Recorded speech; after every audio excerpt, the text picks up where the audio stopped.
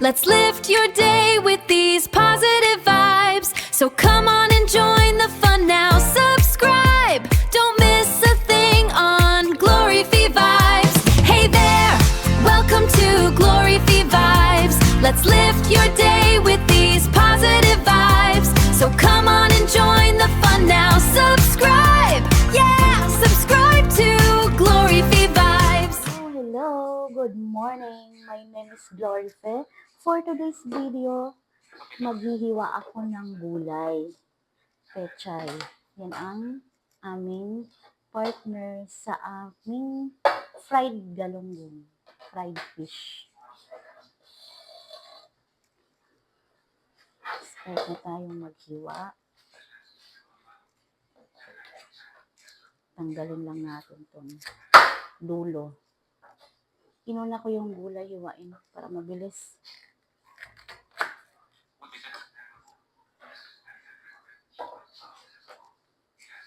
Kasi pagkatapos namin magluto, dahil luto na yung ulam, kakain kami. Comment kayo guys, anong ulam nyo? Anong partner sa inyong mga gulay or anong partner sa inyong mga ulam? Kasi mahilig kami sa gulay. At ganito nga ako mag-slice ng gulay. Ayoko nung malalaki. Gusto ko yung katamtaman lang.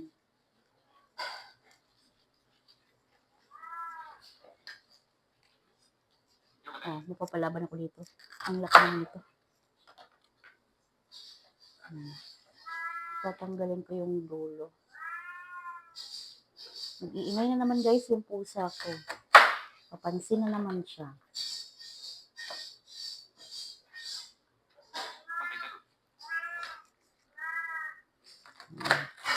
Ganyan lang ako mag-slice ng gulay.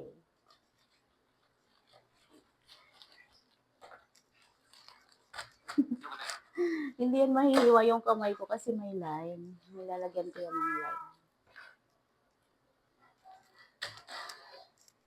Yan, may space.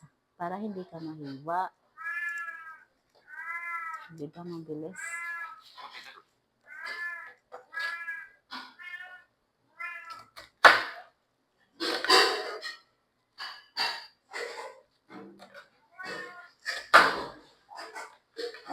So, ang paborito ko talagang gulay is yung talbos. Yan talagang pinaka-paborito ko. Pero ngayon, parang iba naman. Pechay naman tayo.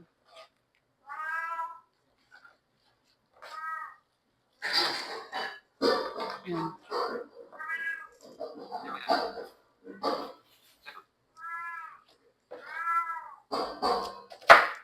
Tamang-tama. Ang ulam namin today is fried fish na galunggong at ginisang pechay.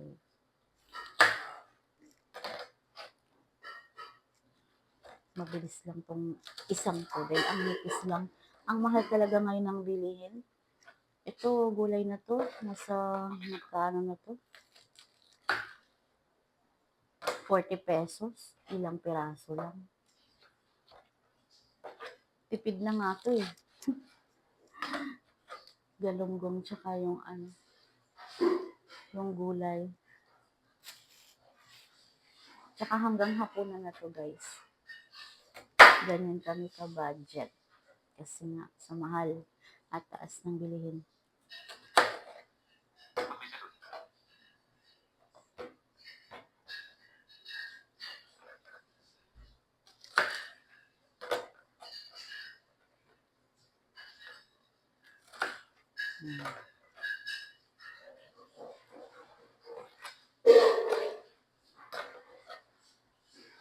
Okay, tapos last na to. Magawa naman tayo ng mga ingredients para dito. Lalagyan ko pala to guys ng nor cubes para naman sumarap. Kasi wala naman kami may lalagay dito na pangsahog na karne o ano man.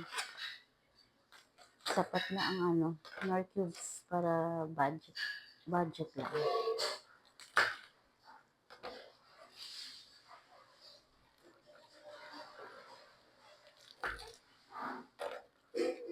Okay.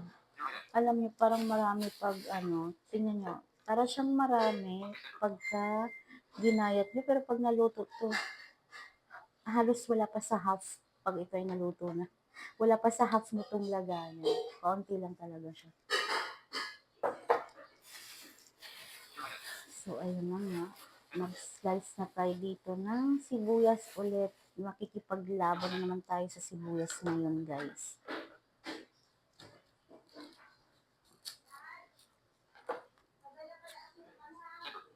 Okay, tanggalan na naman natin siya ng balat. Alam niyo ba, kahit na hindi ako nakakita, ano pa rin, naluluha pa rin ako sa sibuyas. Ibig sabihin, meron pa rin talagang ano yung mata ko. Sensitive pa rin talaga siya. Ayaw matanggal ng balat. Yun.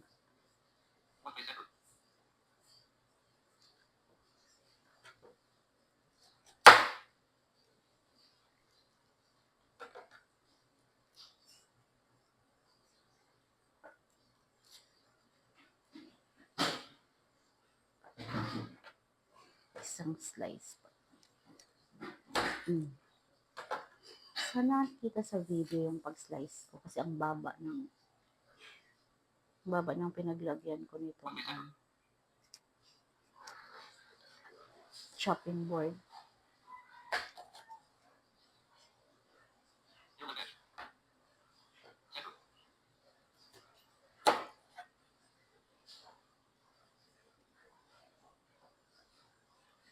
Gulay naman yan, kaya hindi ko na pinupinuhin.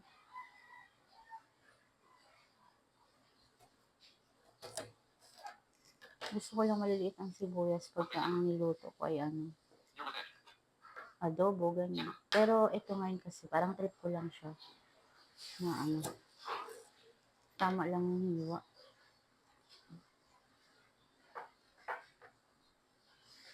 Yung tama lang. Kasi masarap ang masarap ang sibuyas sa gulay. Manamis-namis. Okay.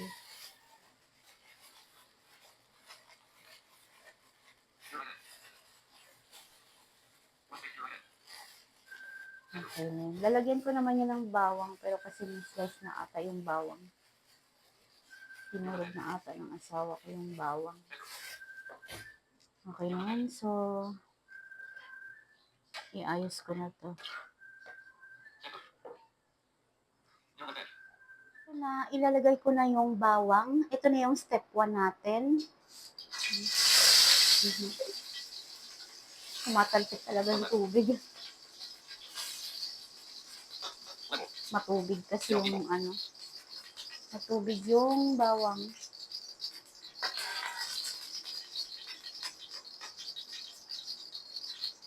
Ito na yung step 1 ng ating pagluluto ng gulay, bawang.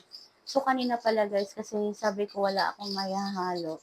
Naisip ko nga pala, masarap ang fried fish. Ihalo sa ginisang gulay. So, yun. Nag-get ako kanina ng pritong isda. Para ihalo dito sa gulay. Hintayin ko umamoy yung bawang.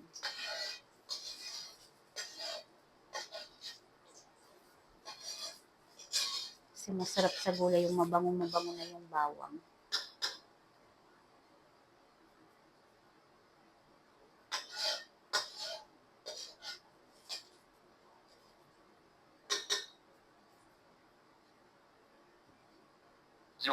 Tapos next ko naman dyan yung sibuyas at sili.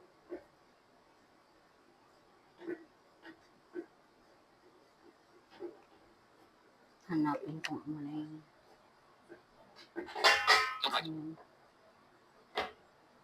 Okay, ito.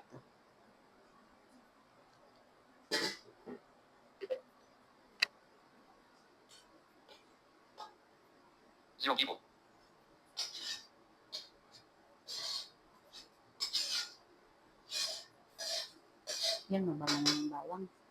Hinaan ko muna para hindi tatalsik yung tubig. Kasi may tubig yung ating may tubig tong sibuyas. Nilagyan ko ito ng sili.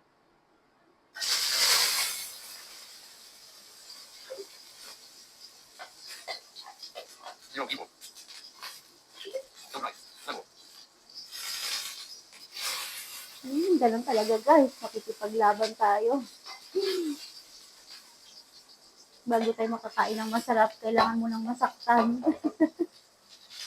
Alam, hindi pa naubos. Natitira pa. Yan. Lalagay ko dito sa sandok.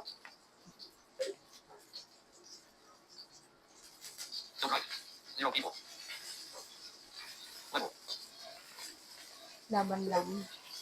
Masakit kasi talaga pagka tumalasik yung mga tubig. Yung mantika ba? Kaya dapat talaga sikapin na tuyo yung mga ingredients. Wala basa kasi yung plato. Hindi ko pa nga naubos. Ito pa.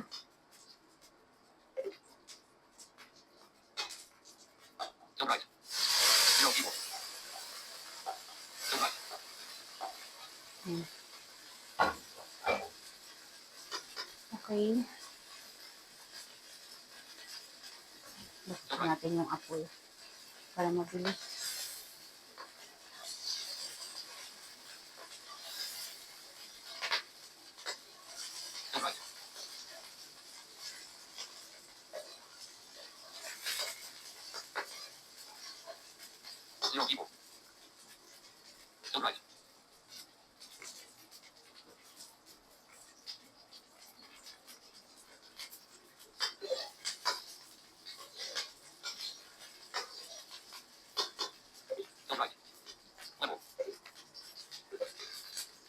Okay, ilagay naman natin itong isda.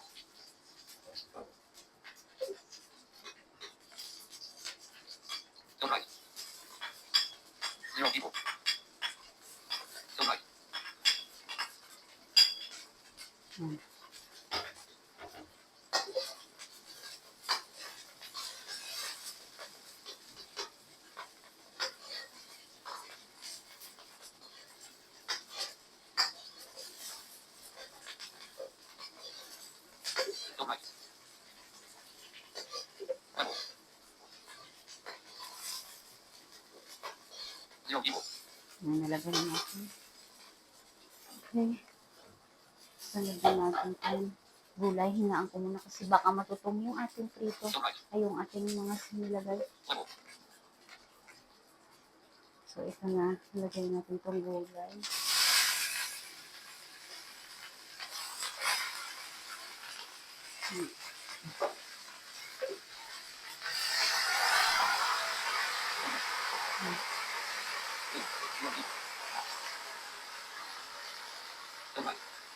Okay. Nalagay na natin. Wait lang. Silagyan natin siya ng...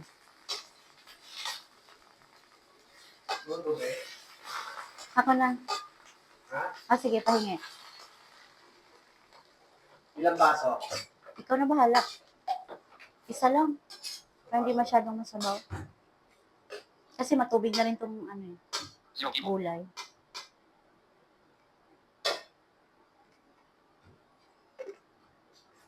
Boss.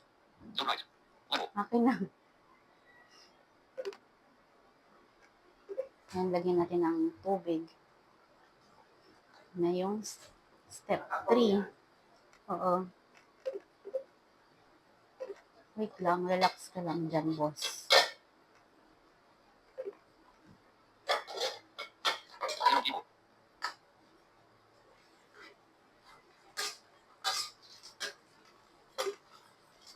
Wala ko kayo pa eh. Sige.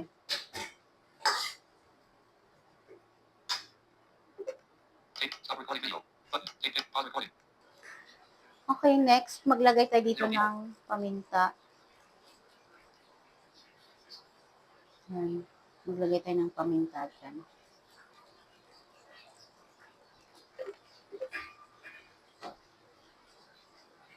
Tapos, takpan muna natin. Tayo muna natin siyang ano, antayin muna natin siyang maluto ng konti bago natin timplahan. Take picture. Pause. Take it. Stop recording visual. Take pause recording. Button. Okay guys, lalagay ko na tong nor cubes. Kasi kumukulo na. 0 people. Tilt right.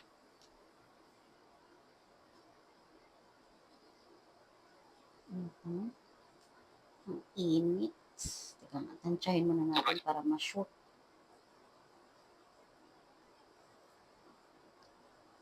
Okay. Yan, Tilt right. nalagay na. Okay, nalagay na natin yung nor cubes. 0 people.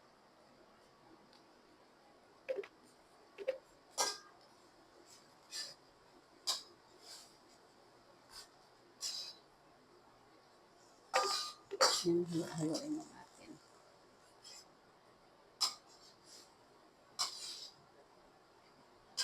Halo-haloin natin para lumasa yung nor.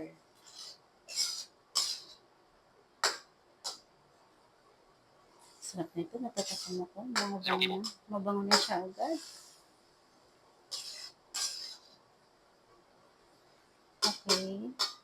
Tapos, wait na lang natin. Lagyan ko na siya ng asin kaya. Okay, lagyan ko na siya ng asin. Level. Tilt left. Level. 0 Okay. people. Yan, nalagyan na natin ng asin. Level. View finder. Image. A reflection of a person holding the camera in the mirror. A bottom zoom on the stove. Okay, nilagyan na natin siya ng asin. Konting asin lang ang nilagay ko kasi ayoko naman ng maalat.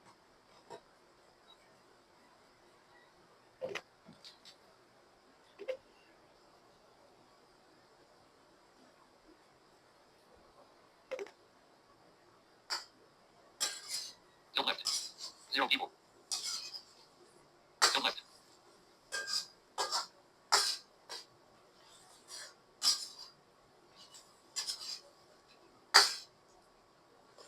Tilt left. Level.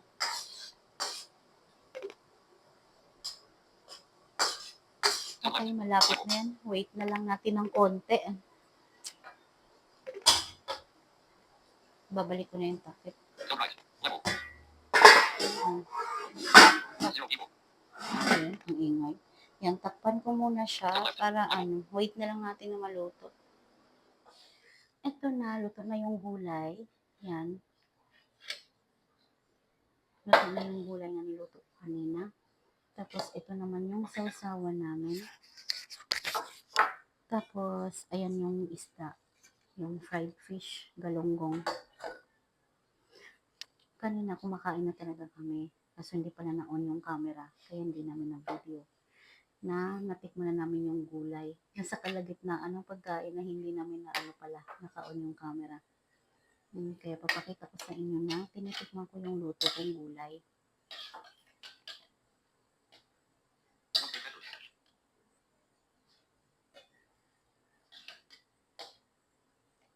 Ang sarap talaga niya.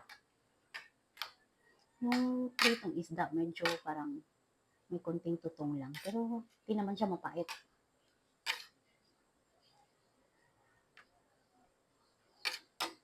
Sarap. Tama lang yung anghang doon sa nilagay kong sili. Ito masarap yung kamatis.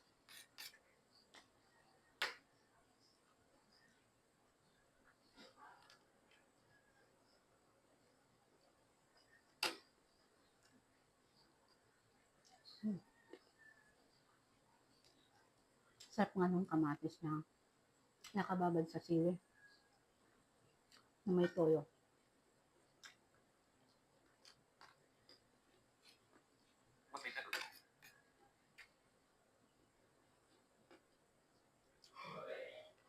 Sarap guys. Sarap. Tuloy ko man yung pagkain ko guys. Huwag niyo pong kalimutan mag-like at subscribe sa aking YouTube channel na Glorify Vibes. Hanggang dito muna ang aking video. Thank you for watching. Bye!